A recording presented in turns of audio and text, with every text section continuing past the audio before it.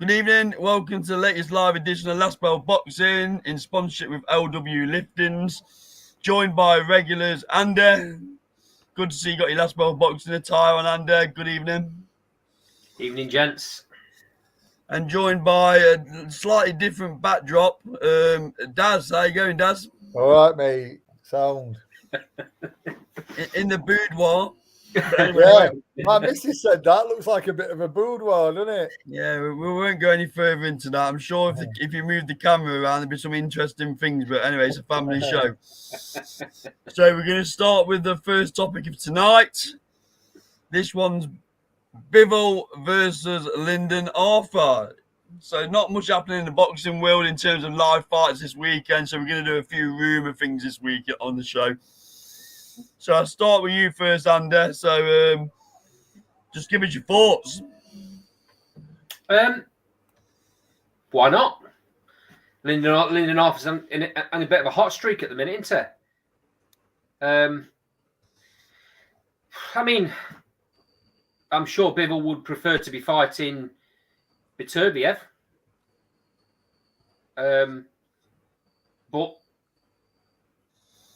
that's not going to happen, is it? Because he's kind of locked into Callum Smith, so he's got to get out, hasn't he? And why not? I mean, Lyndon Arthur's just won the IBO, hasn't he? Yeah, against Suarez.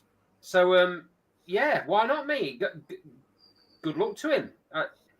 Bivol's a special fighter, though, mate. There's very few that are gonna touch him. Lyndon Arthur's got a lot of skill. On the top of his game, he'll give Bivol some trouble, but I don't think he's going to worry him that much, if I'm being completely honest. And that's not being detrimental to Lyndon Arthur, but Bivol's special. Yeah, I don't think anyone troubles Bivol. I'll be honest. I don't think anyone troubles him in that weight class. So, but Daz, what are your thoughts on it? Yeah, I like Lyndon Arthur. He's a nice kid as well. Deserves a chance. Yeah, great. Good luck to him. Like Andy says, I don't think he's really, gonna pull it off. If he's on it with his jab, he might set a couple of little problems for Bivol, but Bivol's a proper elite fighter, so it's listen, I hope he gets paid well for it, and I don't think for 1 minute he'll disgrace himself.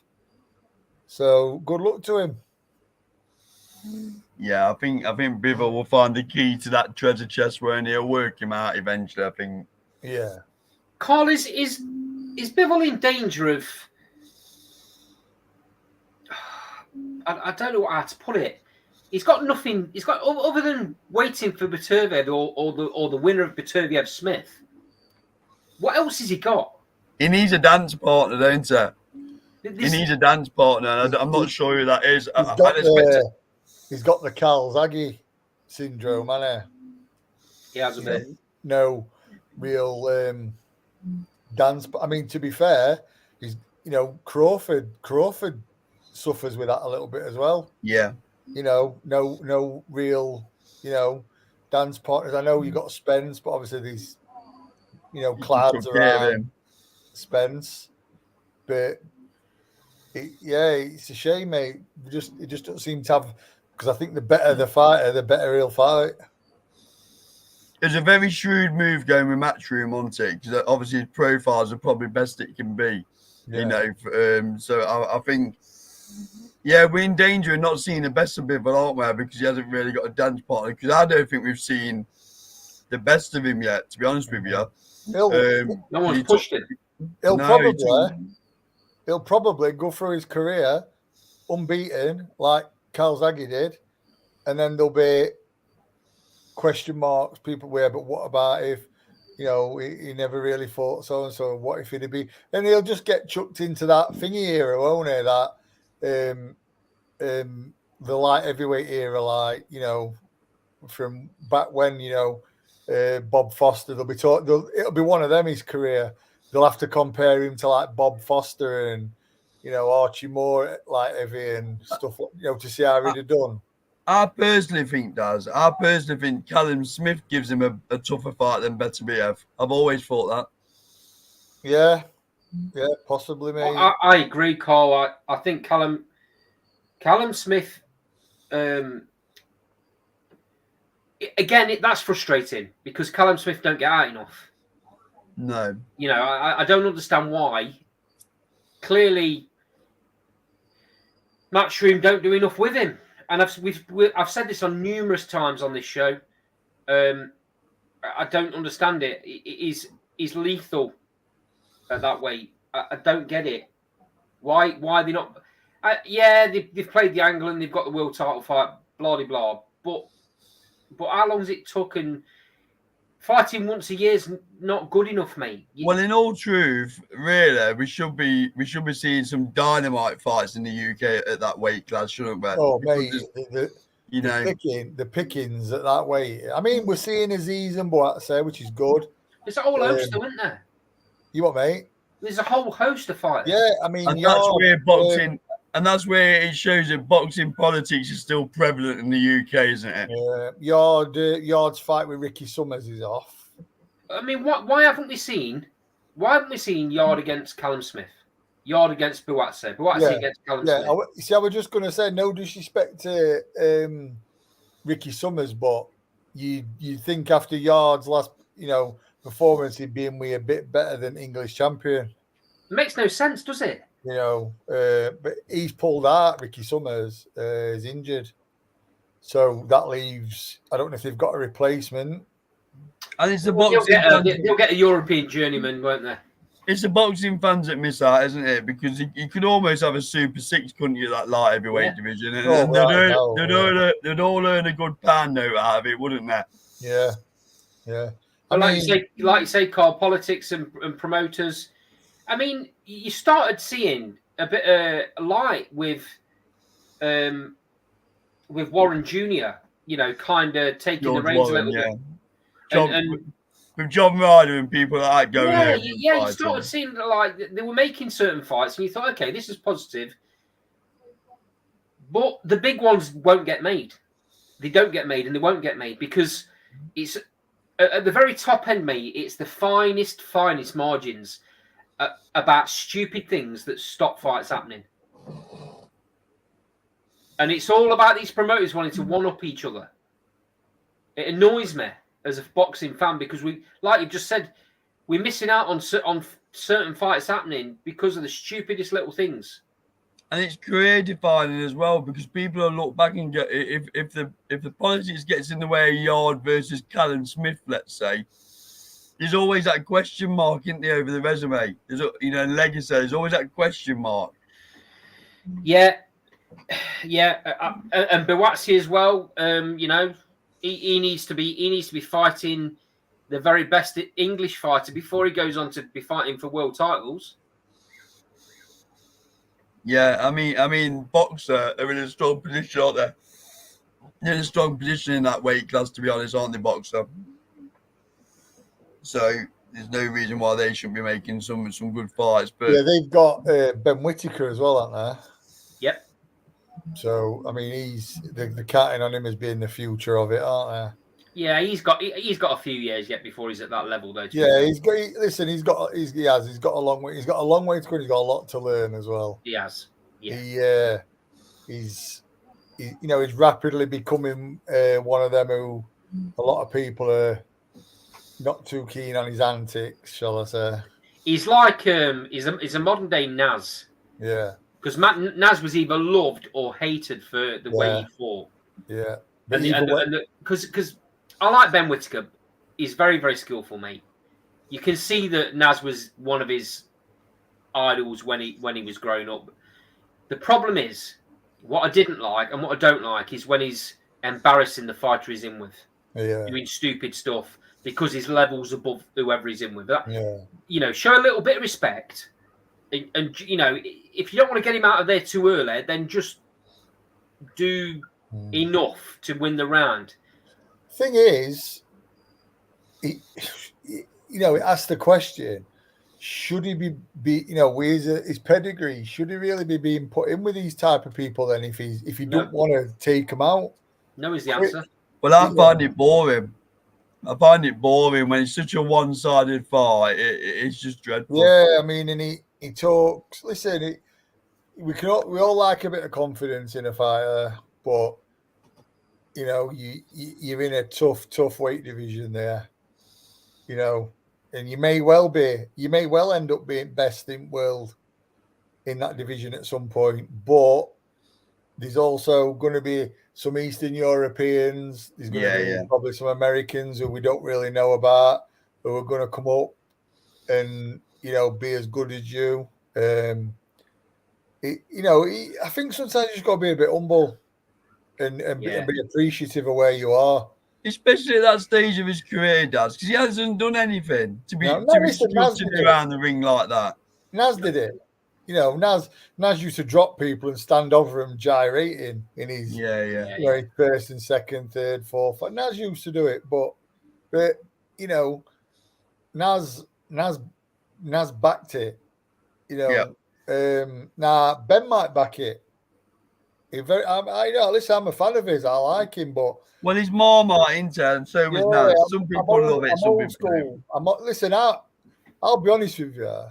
If I were training a fighter and he were like that, we'd be having to have a meeting because I'd have to say, listen, I don't want you doing shit like that. Excuse my French. The problem is, though, Daz, if you take that away from him, are you taking his game away?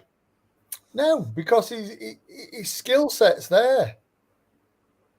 You know, listen, I'd be as happy if, you know, if you want to showcase your skills, don't embarrass a man by mocking I agree him. on that. You know, listen, slip his punches. Yeah. Smile at him, and then make him pay. The other way of looking at it is, don't boxing need people like that with a bit of personality, because there's too many. You can have personality without being a dickhead. Yeah, no, yeah, I agree with you. I agree with you. It frustrates me that you know, the disrespect I don't like. You know, but I never liked that with Naz either.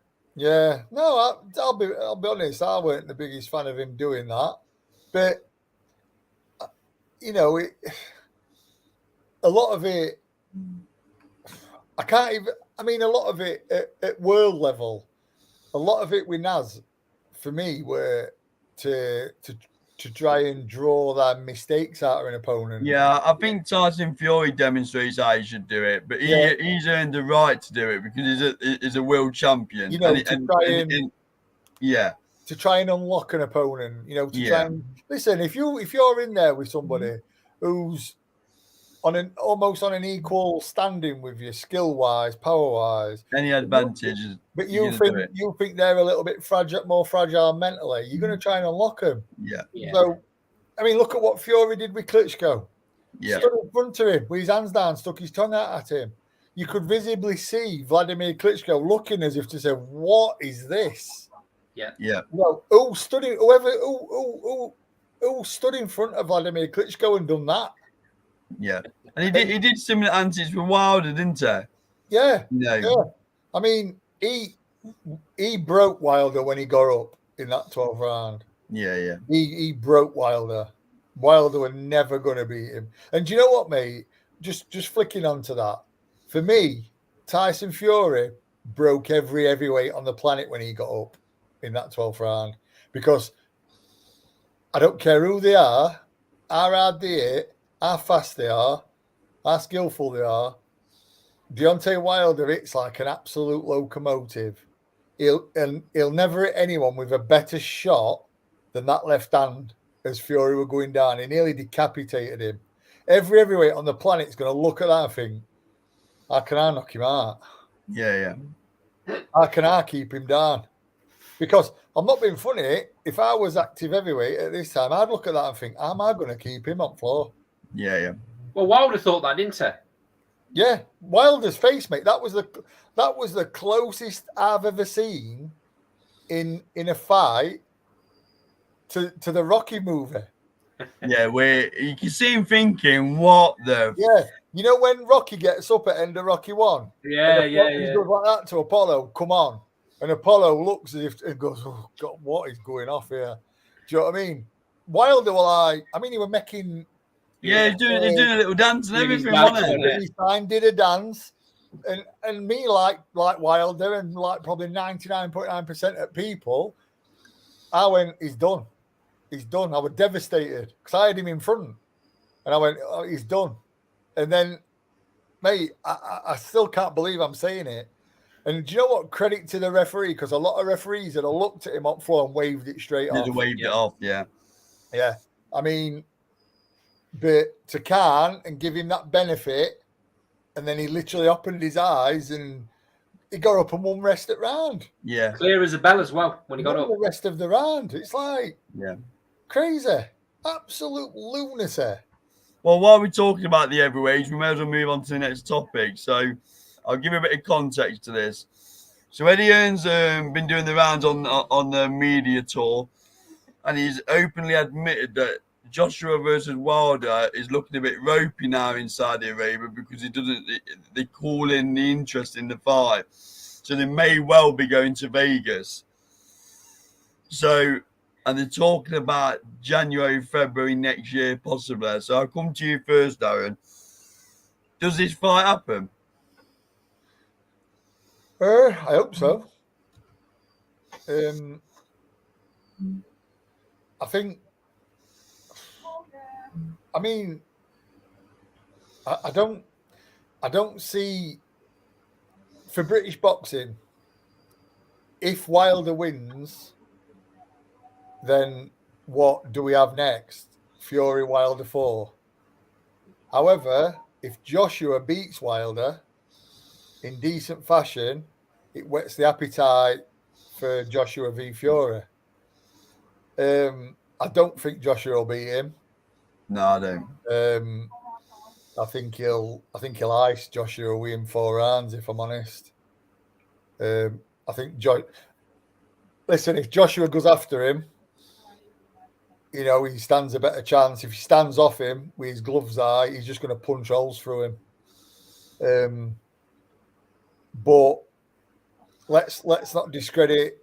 You know, listen, he's not the most skillful of heavyweights, Wilder, but let's not discredit how tough he is.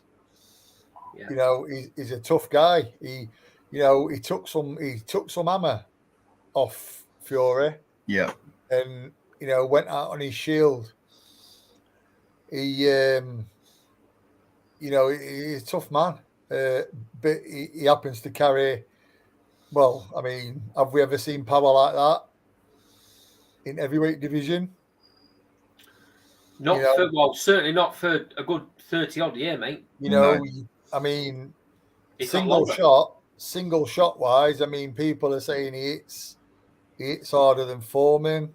You know, because a lot of people say Foreman was a clubbing puncher, even though he was powerful. He was clubbing, and you know, he'd wear you. You know, he'd hurt you. But I mean, Tyson was a combination puncher. Yeah. But he could switch your lights off. Ernie Shavers was, you know, a massive puncher. But they're talking like Wilder's like a bigger puncher than. I know he was a smaller man, and it's going back some years, but like Jack Dempsey, you know, Jack Dempsey was an absolute brutal puncher. But then they're even talking Wilder blinds Joe Louis as a single shot puncher. You know, Joe Louis was I mean, and then you've got people that, you know, you Ron Lyles, who were massive punchers. But, you know, Wilder to me, I mean, I've watched a lot of old time fighters. You know, watched a lot of Joe Louis on footage and Jack Dempsey on footage, and I've never seen people react. And listen, and I'm not going to class some people Wilder's knocked out in the same class of some of the people that Lewis knocked out, Dempsey knocked out, Foreman knocked out, Frazier knocked out, Tyson knocked out. I'm not gonna do that. But there's still reactions that I have never seen before. Yeah. You know, with punches that just look, you know, and he's absolutely he's taking like people's souls are leaving the body. You know what I mean? It's crazy. Yeah. I mean, he hit Luis Ortiz with a right hand, and it was like the spray that came off Ortiz off his back, off back of his head and his back, well, like in the shape of Ortiz, and it had sent him to another dimension. Well, you saw the shot. You saw the shot that Fury took, where he absolutely shuddered through his body. Mate, that's what I mean. And is it? And that's how we've got to give him. I mean, how much credit we've got to give to Tyson Fury, but you know, he's hitting people, and I mean, one of the biggest shocks about Deontay Wilder's career is that Bermain Stiverne actually went 12 rounds with him. Yeah, first time. But I think that was a bit more to do with Deontay's nerves, obviously fighting for the WBC title, and I think he tried to use a bit of skill. I mean, he's actually not that bad when he's off his jab. You know, he went through a bit of a stage where he tried to work off his jab, but you know, when you hit that hard, why would you even use a jab? Yeah. That's his problem, isn't it? That is, he's relied on it, and why wouldn't you rely on it? You know what I feel sorry for? Malik Scott's hands. And his elbows. You know what, mate? Shoulders. I'd love, because I have body belt on quite a bit, and I've had it on with some heavyweights. I'd love for charity, if he's ever over it, let's get this out there now. I'd love for charity to see if I can last 12 rounds on body belt with Deontay Wilder. I bet you don't last a round, mate. No, listen. Let's get it set up. Let's get it out there. You guys get it shared, get it tagged. We'll get body belt on, and let's for charity. I'll get people to sponsor me. Well, he beat that YouTuber at one time, didn't he? So you never know. You never know. Get body belt on, and all he can do is all he's got to do is pound the body belt. It is an interesting thing, and it's obviously very debatable. Is he the biggest puncher of all time? I think heavyweight wise, you've got to put him in conversation. Of course you have, and probably single punch knockouts.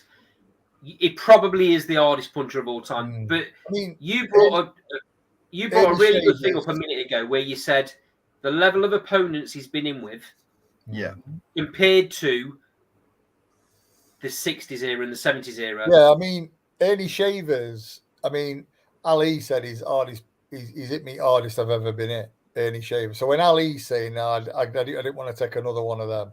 Exactly. You know, it's saying something in it, and I mean, some fighters though, don't they? Some fighters they'll club and they'll hit hard all the time. Yeah. Whereas Wilder, he's got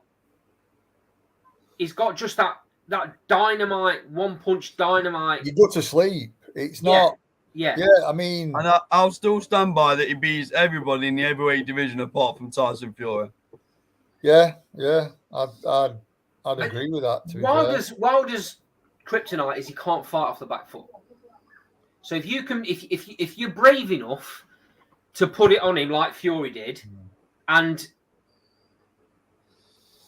confuse him enough, he doesn't get that shot. He doesn't get that shot off because he can't box. You've got to be prepared to. I don't think anyone else is good enough. No, maybe not. You've got to be prepared to get knocked flat out. I mean, you got to think about size as well. And Fury's gigantic, isn't it? Yeah. There's not many other fighters. Joshua's big, but there's hardly any other fighters. Joyce at that level, Joyce isn't good enough to do it, is it?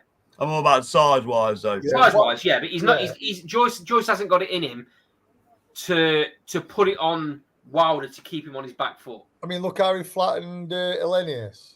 I mean, there were no in it, and he's like, he wasn't even. It was like a half shot, wasn't it? Like, and Joyce is Joe Joyce too easy to hit. It would land at some point. Yeah, if Joyce's chin didn't give up, his facial structure would. I mean, back to the question, Carl. I don't think the fight ever happens. I'll tell you for why. It's all down to money. Do you think Skills Challenger calling their approach to boxing? I don't know, mate. It's a bit weird because there was a massive noise earlier on in the year about getting the four big giants on the same card. Yeah, and Earn's done a lot of flirting, hasn't he? Earn's done a lot of flirting with that Skills Challenge, hasn't he? He's put all his eggs in one basket. Whereas obviously Frank Warren's gone a different group inside the answer. Do you know what though? Do you know for a bit of, I mean, if you put like obviously the 4 heavyweights together and then the winners fight the winners. So obviously I'd have Fury Joshua in one semi-final, Wilder in another bit. Who deserves to be in other one? Usyk.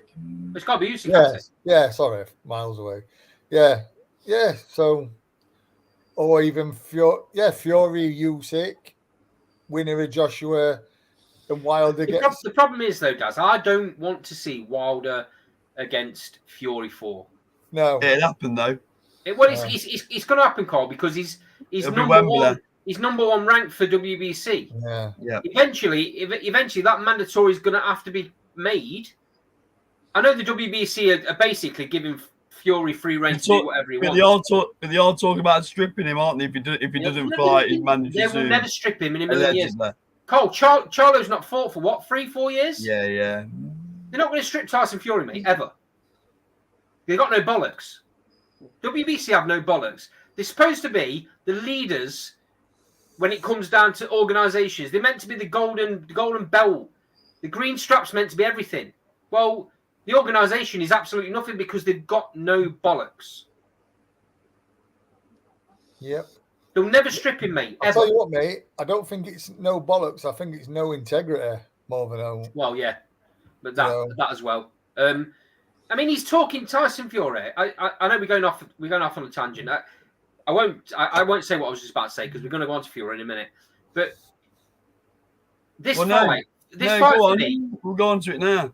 All right. Well, Fury's he does all this, don't he, where he makes like rash comments. Well, he's basically turned around and said in an interview he's not interested in fighting Joshua because he thinks Joshua's nothing more than a journeyman anymore. And he's not interested in fighting the blown up middleweight, as he calls him. So he don't care about the 4 belts. He don't care about being undisputed. We've said this a million and one times, and there's no disrespect in this. Tyson Fury is always all about the money and what he can get. You don't hide that though, does he? To be fair to him, you don't hide that fact, does he? No, he doesn't hide it. No. Like I say, no disrespect to him. If that's what he wants to do, that's fine. But the WBC need to make a stand. And if he's going to go off and fight Ngannou and have a rematch clause put in, which we'll talk about, and then he's also said, and after I've dealt with Ngannou, I want John Jones.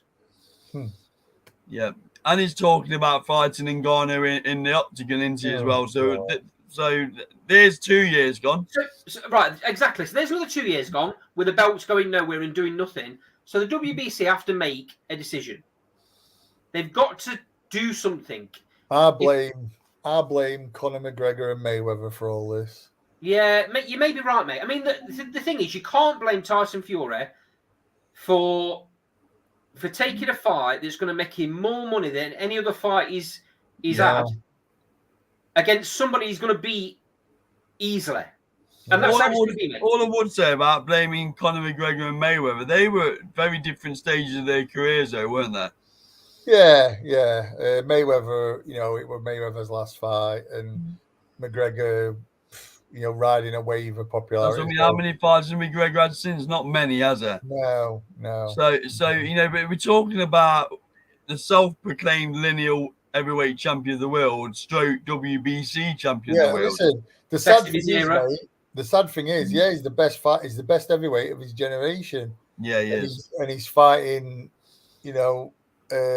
an MMA fighter who's never had a boxing match. That's the problem, Daz. And then he's going to fight another one that's never had a boxing match as well. Yeah. Because the John Jones fight will happen because the money will be there. Crazy. Well, these UFC guys have never earned anywhere near this money, have they? So they're going to line up. Yeah, the UFC have got a pay bracket. They're never going to earn that money in the UFC. No. But they know that, and that's why. But the thing is, that's why Ngannou's left the UFC. Yeah, I think Ngannou's biggest purse for being heavyweight champion MMA was £700,000. Exactly. What's he going to get for this? About 20? About 5 million, I think. Just nuts, mate. I mean, why wouldn't you Why wouldn't if you're Ngannou, why would you not take that Of fight? course you would. I'd do Why it. would Tyson Tyson Fury? What's he getting? 20, 30 million, well, 40 million? probably more. Tyson Fury offers me 5 million. I'll have a go. You know, would, it's wouldn't life you? Of course you would. changing Of course you money. would. But so in that you know, thinking down that line, you can't blame Tyson Fury for taking the money. No. Because if you think about it, right, whether you blame him or Usyk, that fight didn't happen. Whether you blame him or Joshua, that fight didn't happen. The only thing I would wish, though, and this might cost me interviews further down the line, but I've got to say it, I do wish Frank Warren would stop wheeling this bullshit out about what this fight is and trying to tell us that Ngannou's got a chance in this fight. It's the biggest load of shit I've heard in my life. The problem is he looks desperate saying it, and it's as though I know he's a promoter. He's not the only promoter doing it, Cole. He's not the only promoter doing it because the Silence do it as well when they do this YouTube stuff. They're selling the soul. At least but Andy, at least that's YouTuber against YouTuber. It ain't the best boxer in his generation fighting someone who's never laced a glove, and then he's trying to convince the boxing public that it's going to be some kind of competitive fight. Well, the thing is, he's not convincing anyone though, Carl, is it? Because everyone sees through it. To be fair, what would? Well, then why say it? Because he's losing credibility. This is just like Jake Paul fighting Dimitri Bivol. He's saying it because he's got to say it. Yeah, that's why he's saying it. Yeah. What else is he going to say? I don't agree with the fight. No, but there's ways of selling it in there. But it is what it is without trying to convince us that it's a competitive fight. The problem is he's on the back foot, isn't he? Because everyone with any credibility in the sport are saying this fight shouldn't be happening. So he's on the back foot now. He's like a wounded animal, Frank Warren, and he's trying to save a bit of face. Well, just say it is what it is. It's a money fight. It's making massive amount of money. And when this is done, Tyson Fury will get back to fighting world champions again. Will he? No, he won't. Not in the near future, I don't think. Is it an exhibition? It's all about money. The thing is, the Saudis have ruined boxing in a way because they come along and they start to throw money at the sport. Joshua gets massive paydays over there. Tyson Fury gets a massive payday. All of a sudden, those fighters think their worth is 50 million a fight. Yeah, they expect that purse every time they fight. And the problem is they're not going to get that anywhere else in the world other than Saudi Arabia because the biggest venue in the world is Wembley Stadium outdoor event, right? I think it was touted that tickets alone makes 15 million at Wembley. 15 million, right? Let's say they do a pay-per-view and the pay-per-view is £40 and they sell 1 million of them. That's 40 million. That's 55 million split between two fighters. Someone's been watching Countdown, hasn't they? No, the point I'm making is that's only going to give them about 20 million each when they pay the undercard and everything else, right? That's nowhere near the money that Tyson Fury thinks he deserves. So fights are not against the real big fighters, Usyk's, Joshua's. He isn't going to take £20 million to fight them fighters. So if the Saudis never ever come up with the money, which it doesn't look like they're going to, those fights are never going to happen ever. You'll never get an undisputed champion unless the WBC strip Tyson Fury of that belt. Usyk, I think personally, will take loads less money to become undisputed. Well, he was going to take 20% off Fury for that fight. I think he'd be happy to take a few million to become undisputed. Although smoke and mirrors a little bit because 20% of that purse would still be his highest paydays ever sniffed. Of course it would. Yeah, of course it would. But it's not 50 million, is it? It's not 50 million. It's still a career. What I'm saying is, it's not like he's saying, okay, I'll take 20% of what the highest purse I've ever earned. It'd still be a big payday. His biggest payday for him. Of course. But you see the point. You see my logic. You see the points I'm getting at. If Tyson Fury thinks he deserves to be earning £50 million a fight or whatever the figure is, then and he can get that fight in Ngannou, and he can get that fight in John Jones. Why is he gonna? Well, he's not. Well, how much is he getting then for these fights? No, I mean he's not. He's not going to start fighting the U6 this world, is No, he? of course he's not. He's got an easy touch. For 20 million, why would he do it? For 10 million, why would he do it at Wembley or in Vegas? Why is he going to do that? He's not. He's not going to do it, mate. And this isn't a dig at him for it. You know, it's a prize fighting sport. Yeah. And it's a very short-lived prize fighting sport. So you can't blame him for getting the money while it's there. And also, he's a high profile, and he does bring the commercial value to the fights. He does. He brings a lot more commercial value than Usyk does. So I lay more blame at the WBC's door than I do at Fury's door, because the WBC, fair enough, right? The mandatory is maybe not due because he fought Dillian White. How long ago was that? Roughly, when was it? Dillian White. Was it about? Well, he fought Derek Chisora in December, didn't he? At Tottenham. So it was Dillian White this summer. So it's less than a year. It's a year. Yeah. Let's say it's a year. Roughly about a year, isn't it? Yeah. The mandatory is not even really due, you know. So that's why they're not pushing a mandatory on him. But what they should be saying to him is, Tyson, you can't fight someone that's not ranked. You can't fight somebody that's never had a fight before. You're the WBC champion. You've got to be fighting a ranked fighter. And they need to stop making these bullshit belts as well. When they're knocking belts together. Well, I mean, what message does that send out? Well, what message does it send out when they were gonna rank Jake Paul if he'd have beat Tommy Fury? God. What message does that send out? Yeah. Just coming on to Tommy Fury, why would he come back to traditional boxing when he's going to earn peanuts, when he can jump in with KSI and earn God knows how much? Crazy, mate. Crazy. Let's be honest, we'd all do it, won't we? It is what it is. I don't agree with it, Carl. I don't agree with it. It should be about.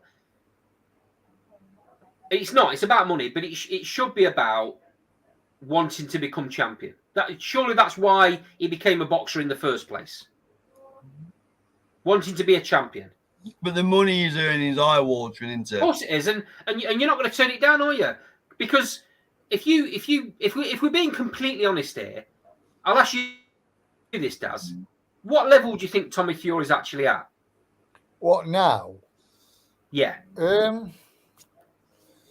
British level? European level? No, not now. No, nowhere near.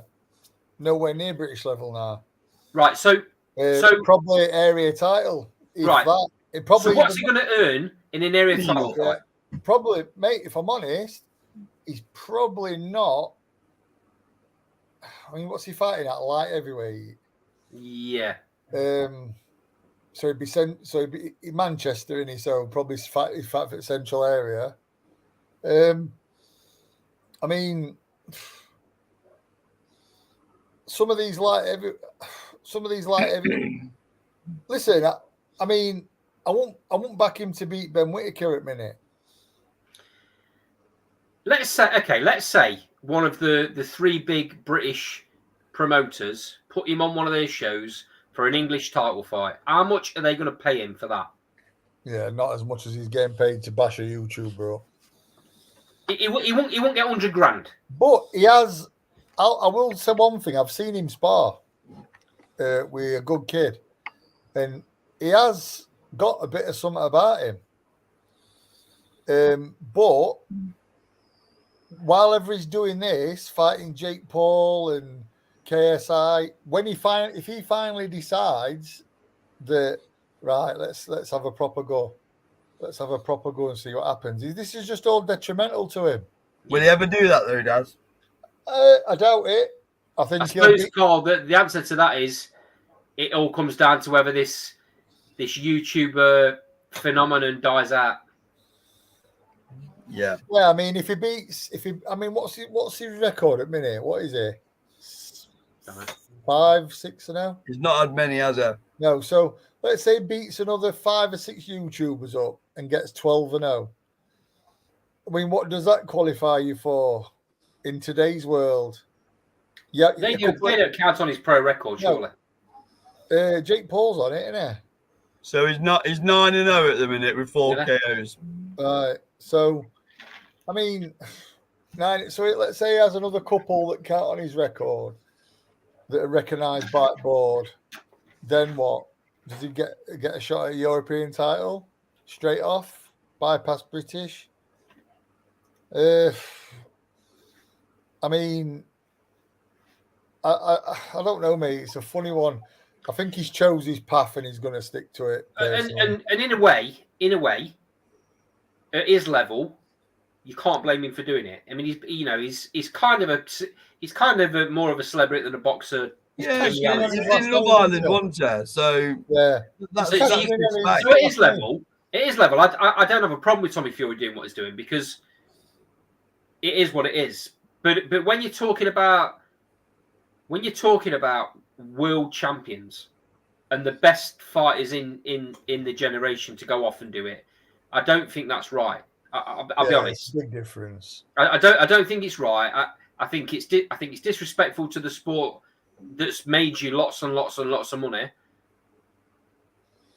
So I say that in one breath, but then I don't blame Tyson Fury for taking the money in the other. No. Because in my opinion, I'll go back to it. It's all down to the WBC not stamping authority.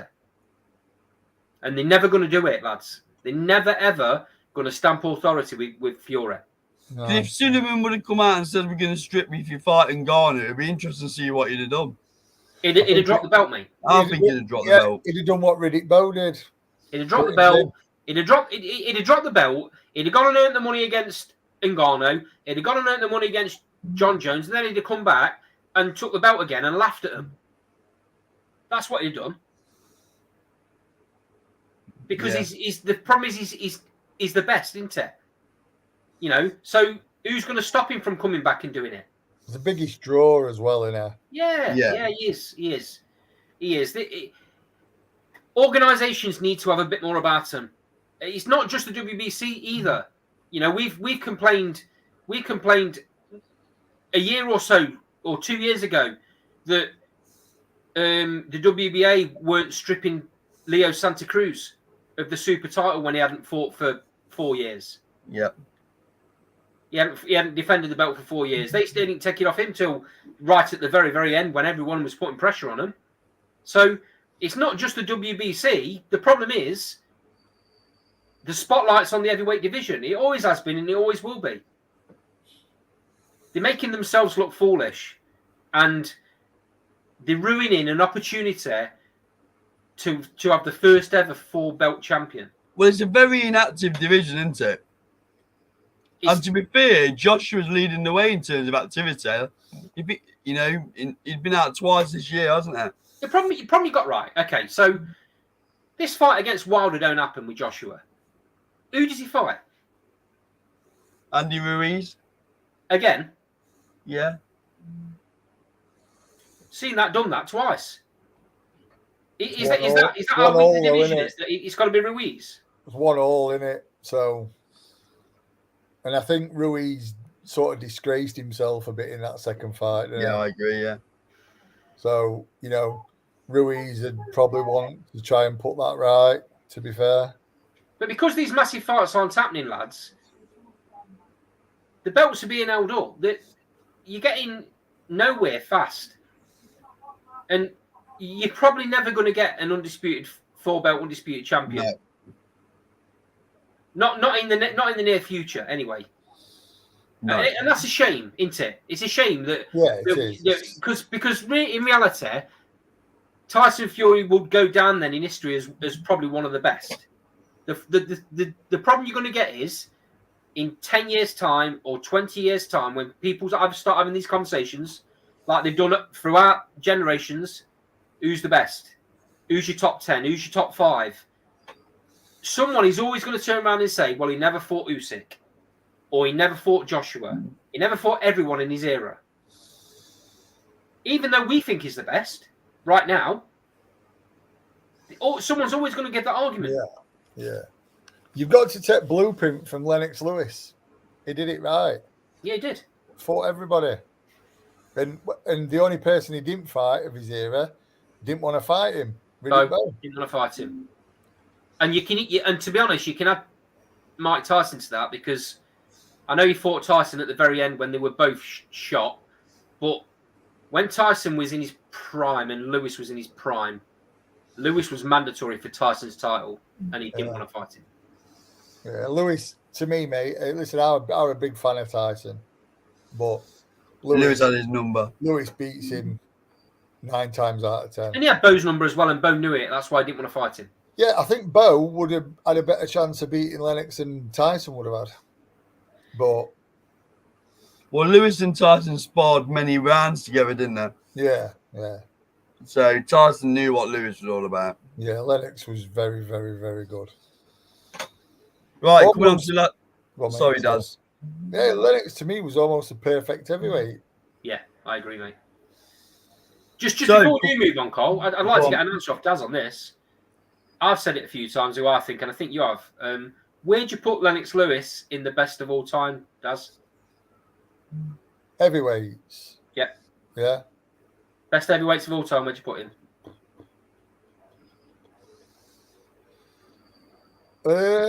I think he's the best. Oh, good question, mate. You see, natural answer would be Ali's the best. But am I then judging that on... Are you being romantic? Yeah. At his best, mate, at his absolute best, mate, there's an argument to say Lennox was best heavyweight in history. He had everything. And just talking about size, he was power. Much of a bigger man than Ali wanted. Athleticism. Killer instinct. Listen, don't get me wrong. I think of listen, if you're going all the way, if we're going a bit back into history and saying, like, let's say Joe Lewis v Lennox. Listen, if Joe Lewis hit Lennox on chin, he's putting Lennox to sleep. But if Lennox, keeps Joe Lewis on end, listen, Joe Lewis is a legend. Yep. Let's say with Jack Dempsey. If Jack Dempsey hits Lewis on chin, he's putting him to sleep. Even further back, Jack Johnson. If Jack Johnson hit him, he's putting him to sleep. But as you evolve through time, the physicality, the physical, he was big. He was just like, in his prime, I think he was like 16 stone 12, 16 stone 10. I remember watching him fight Razor Ruddock. An heavyweight that sharp and quick were, mad. It was something, mate. And do you know what? This is why I think Lennox was so good as well. He was scared of Razor Ruddock. He feared Razor Ruddock. He said that. He feared him because he knew Razor Ruddock could switch his lights out. Yeah. You know what I mean? And he didn't get close to switching his lights because he was on it. Yeah. He was on. So you're skirting around the subject, mate. You know what, mate? You're skirting around the answer. Listen, if you're pushing me for an answer, I'll say it's between Ali and Lennox. But if you're making me answer, if they fought 3 times, I think Lennox would win 2 and Ali would win 1. Wow. So, and I'm talking the best version of. I'm talking Cassius Clay. Yeah.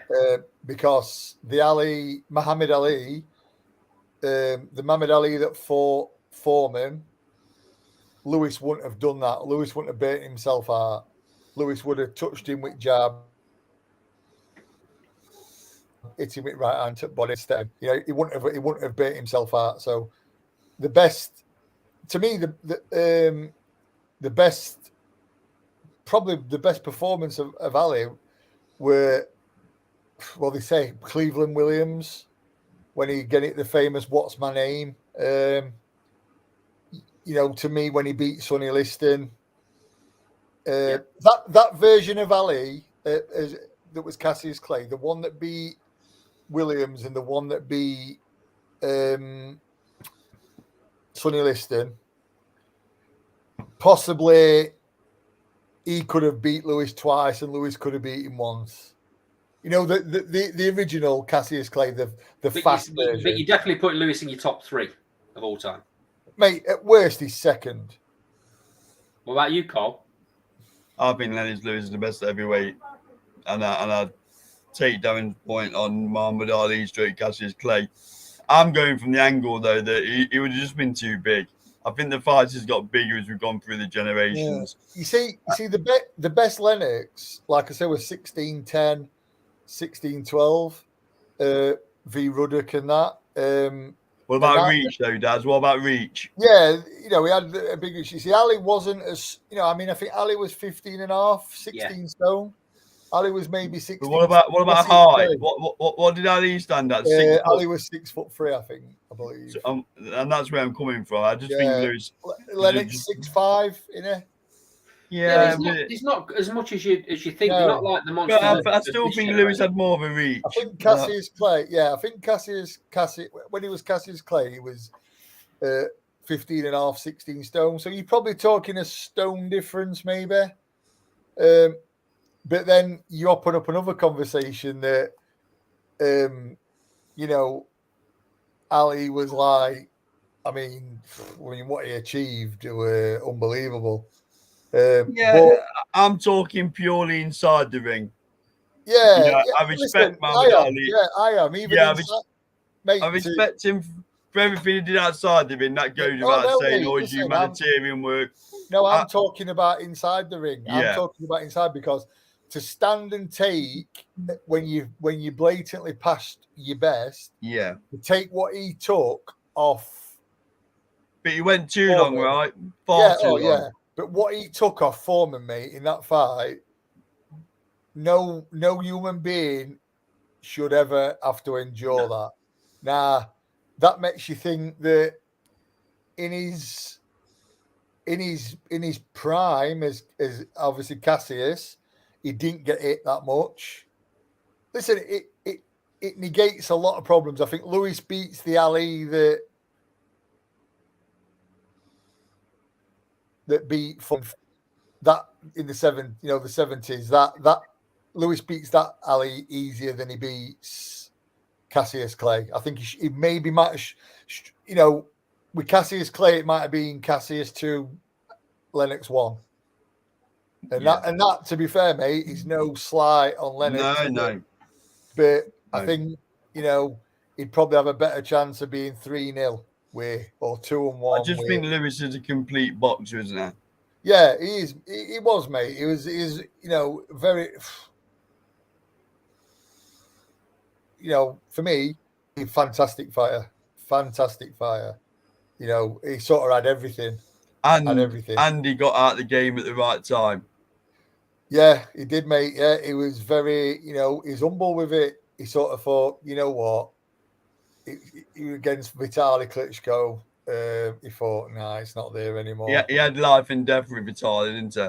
Yeah, and he thought, you know what, I can't put myself through another training camp, and it's done. It's gone. What did he need to prove? Nothing. He beat every heavyweight who he fought, and he avenged his losses. You know, one of his best performances for me were against Andrew Gallotta, because again, Andrew Gallotta scared him. Andrew Gallotta scared him. He was an absolute loony bin. Yeah, monster. Loony bin. Absolute lunatic. Powerful, fast, tough. And Lewis just absolutely thought you had him on before you even get a chance to. I'll tell you what I was really impressed. What I was really impressed with when he fought Bruno, because he was almost a bad guy in that fight. Yet his temperament was absolutely top class. Yeah, I'll tell you who else he was very good against as well. Gary Mason. Yeah, because Gary Mason was he's a tough guy. Gary Mason was a very underrated fighter, and he was brilliant against Mason. McCrory were too small, way too small. Yeah. You know, I remember him fighting you tough Americans, Mike not Williams maybe. He fought Mike Weaver. He fought as well. Who was ex-heavyweight. I'm sure he fought Mike Weaver, but he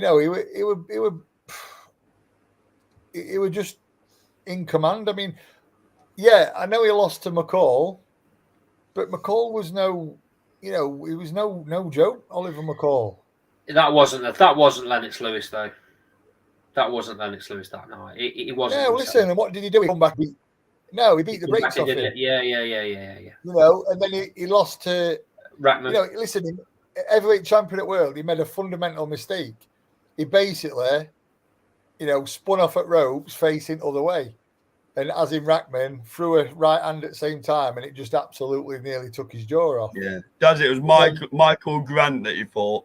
Yeah, but then his second fight we as in Rackman, mate, he absolutely, he mullered him, didn't he? Yeah, he fought people like David Tour as well, didn't he? It was another tough fight. Do you want to pick that comment up in the side from Matt Nash, Carl?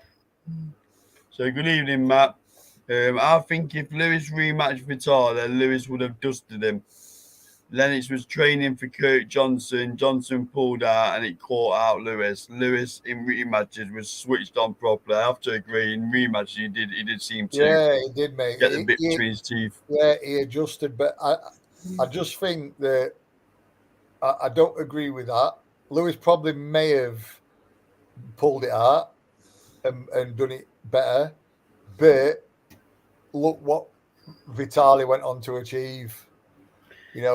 Vitali was a very good fighter, and I think Lennox recognised that maybe. And listen, I think the main reason for it was Lennox probably looked in the mirror and thought, I can't be doing with this anymore. Yeah. Lennox was a degraded Lennox by that point, though. Yeah, I think Lennox thought, I can't be bothered to go in training camp, and I can't be bothered. I definitely put him in my top three. Yeah. What order? That's the struggle, mate. Joe Lewis has got to be in there for me, and obviously Ali and Lennox Lewis, and I've switched over the years, mate. I've switched them around a number of times. Tough one. It's a tough one. I can reel my three off now. I'd go Lewis, Ali, then Lennox Lewis, Ali, then Louis. That's the three I would go. Joe Lewis, yeah. Yeah. I just think Lennox is just a bit special. I mean, you watch footage of Joe Lewis though, and he's Jesus Christ. And it's difficult, isn't it? Because you're talking different eras. Yeah, so you are. Yeah, I mean, and he fought some monstrous fighters as well. Mate, Joe Lewis was, Joe Lewis was a wrecking machine. He was, yeah. Joe Lewis. Joe Lewis was one of them who could put you to sleep with one hit. Yeah. Good. It's a real good topic, isn't it? You could talk for hours about it. Listen, I find it interesting though that nobody ever says, and I'm glad because you can't just judge it on a record, but nobody ever says Marciano, do they? No. Well, nobody ever says best. No, nobody ever puts Marciano in. The thing is with Marciano, there was so much noise about the mob and Marciano, and a lot of fights being rigged, and he fought certain fighters when they were way past the best. He fought Jersey Joe Walcott when Walcott was like, listen, way gone. This is what I mean. Do you know what though? He actually beat up Joe Lewis. Yeah, but Joe Lewis was way past his best. Listen, no, I know, but he cried after. Because Joe Lewis was like the Larry Holmes and Muhammad Ali situation. Yeah. Rocky Marciano was a big fan of Joe Lewis. Was it? And big fan. And he demolished it, beat Joe Lewis up because Lewis wouldn't give up. And I think Marciano was quoted as saying, I just wanted to hit him with one big shot and that'd be it. But I think he took a bit of a beating because he wouldn't sort of give in, which, that's Joe Lewis. But Yeah, Marciano he's what he was. He was, he was undefeated, perfect record. But I tell you what, though, a very underrated heavyweight who I'd have in top 5, Larry Holmes. Yeah, brilliant, mate. Unbelievable jab. Yeah, I'd have Larry Holmes skating around in that top 5. Yeah, I agree, mate. Larry Holmes' problem was he fell in between two eras. Yeah, he did. Yeah. He'd have been, I mean, he'd have been right in that mix if in that era of Ali, Frazier, and Foreman. He'd have been right in the mix there. I mean, let's be fair. He was ripped off against Spinks. Yeah. I mean, he should have. That was for him to go 49-0, I believe. He was a great heavyweight, Larry Holmes. Amazing heavyweight. Like you said, that jab was a thing of beauty. It were unreal. I mean, going through. I agree. By the way, he's in my top 5. Yeah. I mean, I'm just thinking like with Lewis. I mean, you look at the people. Some of the people he beat. I mean, how would they do now? I mean, Ray Mercer. Ray Mercer was a savage. That 90s era, mate. That 90s era. It was a killer division. Killer. There's probably half a dozen fighters that would have beat all the fighters in this era, apart from Tyson Fury. Yeah, I mean, to be fair, mate, I'm struggling. I mean, you can't count Wilder out for his punch, and that, but just on pure class as well. I mean, Ray Mercer was a beast. Just let me pick this comment up. Hello, Mike. How you doing? We're talking about the best British heavyweight of all time, Lennox Lewis. Just thought I'd throw that in there. Yeah. Is he Canadian? Yeah, he's ours, mate. You're not having him. You're not having him. It's a running joke, Daz. He's Mike runs a Canadian boxing show, and they're always claiming Lennox is their own. No, born in West Ham, mate. Ours. I'm from the old saying, last time I looked, West Ham's in London, not in Ontario. Yeah, I'm forever blowing bubbles, mate. Right, let's move on. We got a last topic. Yep, let's move on. So this one, Man Jr.'s been doing the rounds, doing the media calls, following his win against Liam Smith, and he seems to be calling out the latest opponent is Canelo. So obviously we're used to hearing him calling out, blah, blah, blah, but just, Andy, I'll come to you first. Never going to happen. Never going to happen. Never going to happen. Is he just manoeuvring himself to get that Ben fight? Well, he's just... He don't need... After his last performance, mate, he doesn't need to be saying stupid stuff. But how many times have we heard this in the past? I want Triple G. I want Canelo. I want this. I want that. Do you know the thing is though, Andy? If he wants, I mean, if they said he was fighting Golovkin next, it's fair enough then, because Golovkin's been inactive, and fair dues then, whatever. But Canelo, I think to fight Canelo, mate, he'd need to beat another 2 world-class fighters. Yeah, at least. You know what I mean? Why not jump in with a John Ryder then? If you're wanting to measure yourself, John Ryder's a good measuring stick. Yeah, listen. Or even Zach Parker. Zach Parker. Yeah, I mean, Zach Parker's a real good measure for Eubank.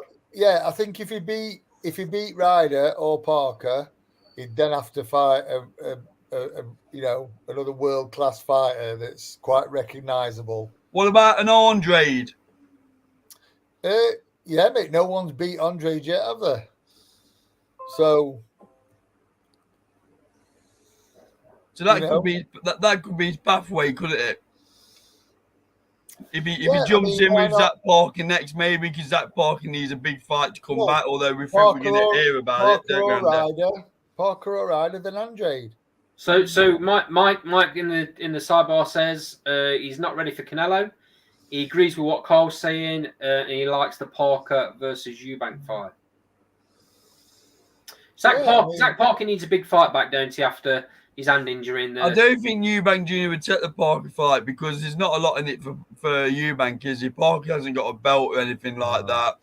So I don't think he would take that fight. I think Ryder would be a bit more lucrative because obviously Ryder's performance v Canelo. Yeah, Ryder did really well against Canelo, and he's quite... He's come out of that quite well, Ante. So yeah, and to be fair, mate, that'd be his stepping stone to Canelo, I guess. And it'll be a good fight, wouldn't it? I think it sells tickets, that one. I think I'm quite curious about that fight. Listen, he's also, let's not forget, Ryder's also Ben stable, mate. Yeah. So he's a little bit of an angle. I just don't want to see Eubank v Ben. I don't want to see it. We've had it. The fact that he's calling out these other people, whether you think the Canelo thing's just pie in the sky, which I do, the fact that he's even thinking about it means he's maybe thinking that the Ben fight ain't gonna happen, so he's got to go elsewhere. I hope it don't, mate. I hope it don't, because I just think, listen, we've had Ben v Eubank with your dads, and you ain't gonna follow that. So why even try? Just accept that there's too much weight difference between you. I agree, mate. You know what I mean? Because one of them, whether it's Ben or Eubank, will suffer for the rise or the cutting weight. Yeah, I agree. So obviously, with Eubank now being with an American trainer, if he ever gets out of prison, if he ever gets out of that British Nick, it's more than likely he'll fight more American fighters now because he's going to be based over there. It's easier for him, easier to make them fights. What about a Caleb Plant? Yeah, I'll tell you what, that's a decent shot, that, mate. Yeah, that's a decent shot because I think Caleb Plant only loses to the very best, doesn't he? Yep. Yeah, but the only trouble with doing that route is A, he's not known in America, and B, is the money there? See, his name from his dad, because his dad's quite well known in America. I still don't think. I don't think he'll pay the money that he wants. So no, probably not, mate. But I know his dad's quite well known in America because his dad spent he went over to the Bronx, didn't he? Carl, that's why he's calling out these welterweights, though, isn't it? It's just money.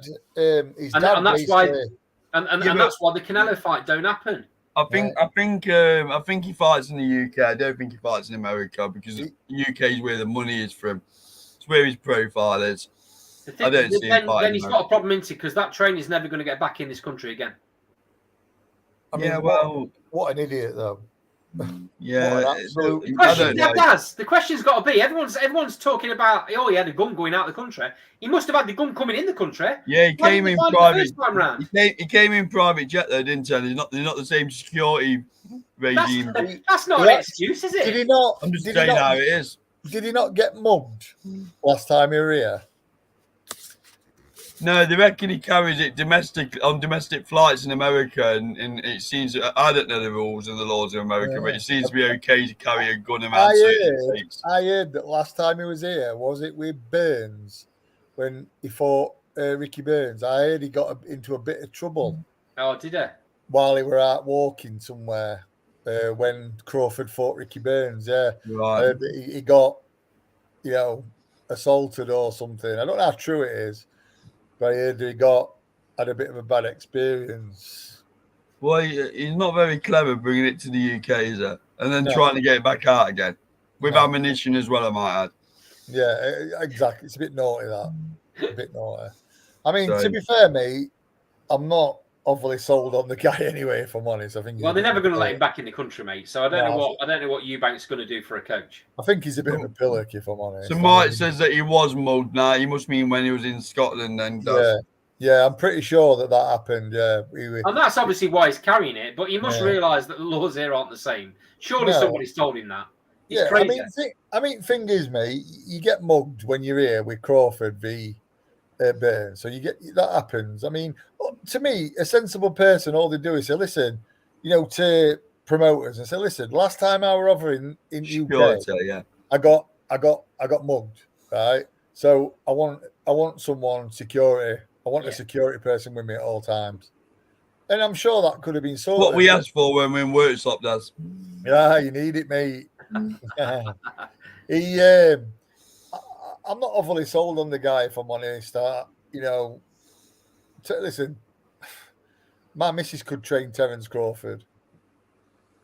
You know what I mean? Yeah, fair enough. He's obviously done the work with him, but I don't know, mate. I'm not into these trainers that are louder than the fighters. No, it's not my thing. How much was it, the difference in trainer against Liam Smith clearly had a bad lead up in the camp prior to the fight? How much is it? It's like that, isn't it? Yeah, I mean, Eubank was better and Smith was a lot worse. Eubank being in America around Crawford, that's going to rub off, surely. It's going to give you confidence, Of course you're not going to turn into Terence Crawford. No, you're not going to turn into Terence Crawford. Not in 5 weeks, quite definitely. Clearly, does the basics were much better in that second fight. Yeah, to me, what it is, it's a different perspective. Yeah, it's basically saying to Chris Jr., listen. I mean, let's be fair. In first fight, Chris Jr. were doing all right until he got caught. The blueprint was already there. Use your jab, work off your jab. You know what I mean? And that's what he did, and it worked. And he managed to listen. I think the weight. I think he made the weight better. He looked a little bit healthier than he did last time. And I think, do you know what, mate? Do you know what the biggest thing is? I think his training was more structured. Yeah. I think that's definitely the case, isn't it? Because his training was more structured. He had a structure. He had a routine. The thing beforehand, even when Roy Jones was training him, Roy Jones wasn't his full-time trainer. No. So he'd go over and do like certain amount of time with Jones in America. Yeah. Then he'd come back to train himself. You notice Ronnie Davis was in corner still. Yeah. I mean, I don't understand the dynamic there because Ronnie Davis has got so much experience. To be honest. He's only ever used as with all due respect to Ronnie Davis, he's only ever used in Junior's corner as a towel man. Yeah. I mean, Ronnie Davis strikes me as no nonsense. If Ronnie Davis went up with it, I don't think Ronnie Davis should do it. No. But he probably feels a bit. Listen, I know what Eubank Senior said about Ronnie Davis, and that's disrespectful because we all listen. Ronnie Davis was instrumental in Eubank Senior, but I just think Junior was he was untrainable. Yeah. And now I think he's trainable, and I think it's only going to do him good. But is it too little, too late? He's finally woke up and smelt the coffee, hasn't he? Yeah. I mean, I'm hoping that he's actually gone home after that fight and thought, well, I've had a structured training camp, I've had a routine. I'm not the superstar of the gym. And look what I've produced. Like I say, he could well go and win a world title at super middle. If Canelo decides to move on, he ain't winning a world title while Canelo's there. No. But he's in a very lucky area in terms of super middleweight because the poorest it's been for a long, long time. Let's be brutally honest. Yeah, it is, mate. Do you know what, mate? He's got some tools as well. He's got some tools. He's physically fit. He's got a great chin. He's got a decent dig on him. He's fast. And do you know what, mate? He showed in this last fight. He's an intelligent fighter. Yeah. He can be an intelligent fighter when he wants to be. But I just hope that he doesn't. If that were just a one-time thing with Bomac, I hope that he takes lessons from it, and the next trainer he has is someone who can get that structure with him again. Well, I'm holding my judgment on Eubank until he fights another world level fighter, because that wasn't Liam Smith in there. No, No. it weren't, mate. But to like, I think Carl said it other week, that Eubank gives a peak Liam Smith problems. He does, mate, but he doesn't deal with Smith the way he did. I still think Smith wins the fight, even if he fights like that, and Smith's on his best. So that's why I say I want him to fight another world level fighter, a proper middleweight or a proper super middleweight, not a welterweight coming up. I want him to fight a world level fighter and do the same again, and then I'll start saying, okay, maybe I want him to fight Liam Smith again. I think that's the only thing. He's got to fight Liam Smith. It's not going to happen, mate. It's not going to happen. No, it's looking like it. So. But I think that's what should happen. Yeah, I agree. You know, I think that's what should happen. I think fighting Liam Smith again, and you know, if it does the same to Smith, it's like a case of right, fair dues. Now go on and fight Andrade, and then if he beats Andrade, yeah, fine. You know, it's in an ideal world he fights Smith, but like we said, probably not going to happen. So Matt Nash has commented, the most frustrating thing with Eubank is he has the talent. It's so frustrating seeing wasted skills he's got. He's had too big an opinion of himself for too long, and it's misguided. Yeah, I'll go along with that. What I will say is, for the frustrating thing for me with Eubank Jr.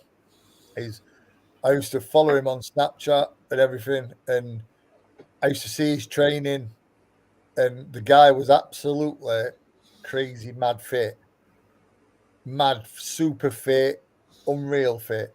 But then in ring, he'd fight like he'd never trained. He was lazy. Yeah. You know what I mean? And I used to think, he'd take time off in rounds, wouldn't it? Yeah. What's point in putting all that work in, doing all them hill runs, doing all this work, if you're going to throw 5 punches around? It makes no sense, mate. Yeah, it's just stupid. And that just goes on to what Matt's just said. Misguided. He was misguided. I mean, you've got to blame his dad for that, because his dad's come out with that comment about Ronnie Davis, that he actually trained himself and Ronnie Davis was just a cheerleader or whatever he said, something along them lines, which is scandalous. So if his old man thinks that that's what happened, then he's told Junior to do the same. You don't need a trainer; you can train yourself. Yeah, exactly. But that's when Junior should have the thing to think. You know, listen, it's not working. You know what I mean? And but he's got the problem is he's got Senior's mentality and Senior's ego and attitude. Yeah, that he knows best. Let's be fair, mate. If it had started a round earlier, he'd probably beat Billy Joe Saunders. Yeah, but look at what happened. Look at what happened there, though, mate. He got no trainer in that fight. His old man's there, standing in front of him, doing all this, posing and not telling him what to do, not giving him any direction. He didn't start fighting till 6th round. Crazy. Madness. I mean, this Billy Joe Saunders is apparently coming back into. Yeah, like ever. Yeah. Start with. Yeah. I mean, I think boxing needs Billy Joe. He's a character. Yeah, he's got a lot more to offer, mate. I think. Yeah. Let's hope he knuckles down and it's serious though, because a serious Billy Joe Saunders is trouble for anybody. They were doing well, mate. They were doing well, v Canelo. Yeah, he was. Yeah, Canelo worked him out though, didn't he? Because Billy Joe was using the same movement, and Canelo set the trap, mate. He set the trap. So when Billy Joe ducked down, he ducked into a shot. And the thing is with that shot, it was a great shot and it caused a lot of damage. On another day, that shot could have whistled past Billy Joe's ear. Billy Joe could have thought, I best not duck into that again. But would he have got a decision? Probably not. No. So Matt Nash says, Eubank Senior for too long wouldn't let the limelight go. Now he's not to be seen. We might see the best of Junior. Possibly. Well, I mean, I know what Matt's saying there. I mean, the Eubank Senior's got some serious issues though. Yeah, he has, mate. Then I saw the interview with Talksport, and it was sad to watch. And there was an interview with James English, isn't his name? James English, yeah. And that was even worse. And he's clearly troubled. God knows what it is, but he's clearly troubled. He's not the same person, and that it's real sad to see, because like him, love him or hate him, he was one hell of a fighter. And he gave so much. He had all the tools, that guy. Yeah. He was super fit. And you talk about a bottle. Now that guy did have bottle. Mate, what a chin. He had a chin made of iron. He had a punch like a sledgehammer. And but to be fair, it's like I've said, he was the same though. Sometimes he was lazy. He was lazy. But he could switch your lights out with one punch. Yeah. Whereas Junior's not got that. Yeah, right. and he went on way too long, didn't he? I mean, what was he doing? What was he doing fighting at Cruiser? I mean, crazy, mate, crazy. So I think that's a perfect point to bring the show to a close this week. So before I do that, I will just talk about a show that me and Andy are going to tomorrow evening. So we're going along to a JF promotion show called Catching Fire, locally in Nottingham. Oh, is that Jack Fletcher's? Yeah, that's right. I know Jack. Yep. So we've been invited along to do some media. So if you get the opportunity to get your tickets, head to JF Promotions website on Facebook. He's on all socials. We'll be there to cover the fighters. Looking forward to it. I think there'll be footage on the channel over the weekend to keep your eyes peeled for that. Go on, Daz. I think the Nottingham legend, which is Wayne. Say again. You broke up there, mate. Oh, I think the Nottingham legend, which is Wayne Bucks, on the show. He is indeed. Well, when you speak to him, he might not remember me, but I remember doing a course when I was a young pup for Bridgegate Security I worked for, which was Chris Bailey's. Well, I did a course, and we was in Liberties doing a course. Me, him, his brother, Mark Buck, he called Richard Williams. We had to sit in front of a police officer and mind us P's and Q's and say how nice we'd treat people if they insulted us on the door. But yeah, I remember doing a couple of shifts with him on Liberties as well at Nottingham. Yeah. I won't go into any detail, but I remember that ball a lot, Daz. Yeah, mate, let me just say, Wayne was very impressive. Yeah. Nice. Him and his brother Mark, mate. I mean, I was only a young pup on there. I did two Saturdays with him before I got shipped to Minnesota's in Colville. But yeah, it was good, mate. I was only like 18, 19. But yeah, he probably won't remember me, but we speak to him, tell him, I've got a lot of respect for him. Show me. Last couple of comments inside. Matt says Eubank Senior is the bravest fighter I've ever seen. And Michael is asked, can we keep a lookout for some prospects? Well, I've got one for you, Mike. I went to Daz's gym the other day, Riley's gym in Sheffield. And Nico, well, who you know, Mike, as you've interviewed her. She was. She's nowhere near as good a job as we did, though, and just put that out there. Yeah, it's well known. It's well known, Mark, that she's not come back on your show for obvious reasons. But I'll leave that there. Mike, she did some sparring with a young amateur prospect who is absolutely outstanding. She's 15 years old, and she more than held her own in the spar. She's absolutely outstanding. Daz, do you want to give her a name shout? Yes, mate. It's Olivia Dunleavy. She's, and I'm going to say it on record now, that girl will be a world champion. She's Mike, just to give you a bit of perspective, the girl's only been fighting. She's never ever fought. She's never laced a glove up until 16 months ago. 16 months ago, and she's holding her own with Nick in a spar, mate. What I saw in that spar, I was staggered when Daz told me.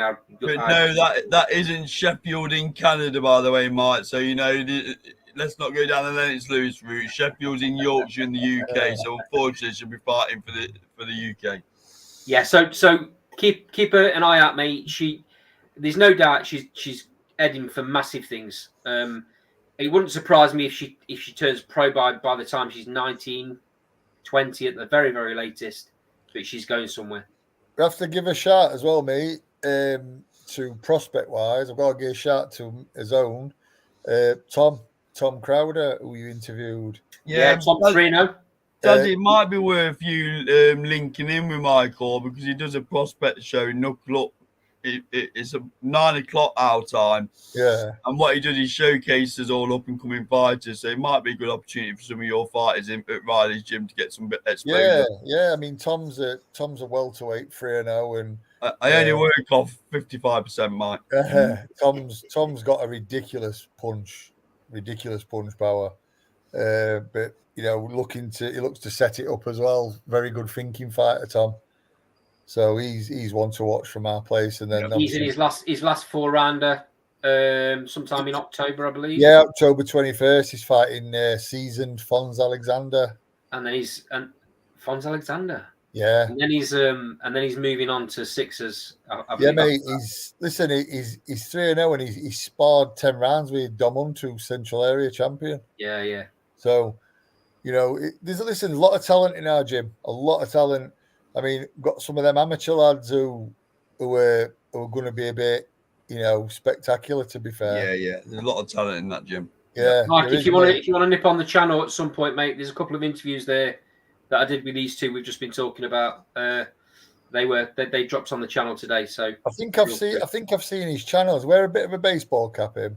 He does. Yeah. I think he's interviewed Nick and that, hasn't he? Yeah. Like I said, it's not great at interviewing. He needs some tips from us on here, but he'll get there in the end. He's on a journey, Mike. He's on a journey.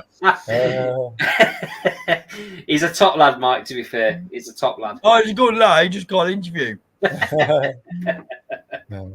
Who does he want on the show? I'd like to have him on the show. Who's that? Who does he want? I think he wants Tom. Oh, Tom. I'm going to say he don't want me. I don't like being interviewed. Well, you'd have to make an appearance, Daz. No, I hate being interviewed. Right. I'll tell you what. When I win British Boxing Board of Control Trainer at year, I'll have an interview. We'll hold you to that. Yeah, I'll probably not win. I don't think it'll be any time soon, but Although we all counting down the weeks to Nicola's next fight, Dad, aren't we? We're all getting a bit excited about that, aren't we? Mate. Yeah. Listen, I'm extremely excited about it. I'm very excited. I get great fight. Listen, I have no doubt that both girls are putting maximum effort, but Without a shadow. Nicola's just doing things that are making me like, yeah. Listen, I fully believe in her anyway, you know that. But I'm just thinking, I'm liking what Obviously, Dad, you'll respect that we're remaining neutral on the channel. Yeah, definitely, mate. Definitely. Well, I don't listen. Like I said before, I've got a million % respect for Carl. Yeah. And I've got a 1,000,000% respect for Emma Dolan. I respect them both massively. Get on well with Carl. Made the best girl win on the night, right? It's just going to be an outstanding fight. Yeah, I said this to Nick the other night when I come up the gym, mate. I've not looked forward to a fight as much for such a long while. It deserves TV coverage, don't it? Yeah. It deserves TV coverage. You guys know me, right? And I always say it as it is. I won't say things that I think people want to hear. I'll say what I believe is the truth, right? I spoke to the GBM guys yesterday, right? And they're a little bit shocked at me saying it. But I said to him, listen, you guys are onto a massive winner here with this fight. And he goes, what do you mean?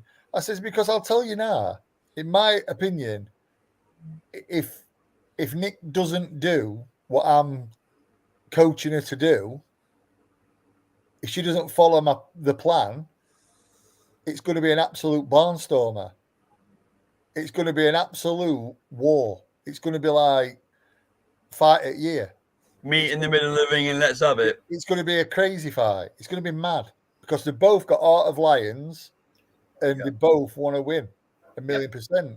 But on the other side, if Nick does what I'm seeing she can do and she's doing in training, she'll make the fight a bit easier for herself. But it'll still be a tough fight. Do you know what I mean? So either way, GBM promotions win. Because if they've got fight at year on, then great. If they've got a masterclass from, obviously I'm going to say from Nick, then they've got a special fighter on their hands. Do you know what I mean? Yep. So they win either way. It's like I said to him, and one of the guys said to me, "Well, yeah, it's a bit honest, that, isn't it? Never known a." I says, "Listen, I'm all about honesty. I'm realistic." And I got asked what the keys to the fight were, and I said, "This fight, they're both not robots. Emma Dolan's not a robot. Nicola's not a robot. This fight's going to be about who makes the least mistakes and who capitalizes the most on the mistakes." Yeah. That's what this fight's going to be about. Yeah. And like I said, I looked at Nick and I says, and I believe this lady will make the least mistakes and capitalize more than Emma. That's what I think it boils down to. Yeah. And then let us know where the after show party is. Make sure you get us an invite. No, I'm going to McDonald's. I'm going to McDonald's, mate, and going home after that. That's what Right, on that note then, Darren, thank you very much for your contribution as ever, and thank you very much for your contribution. Thank you for all the comments in the sidebar. Mike, I'll pick a conversation up with you after the show regarding linking in with Riley's gym. This has been Last Bell Boxing with LW Liftings. Like, comment, subscribe, and we'll see you next Thursday. Thank you very much.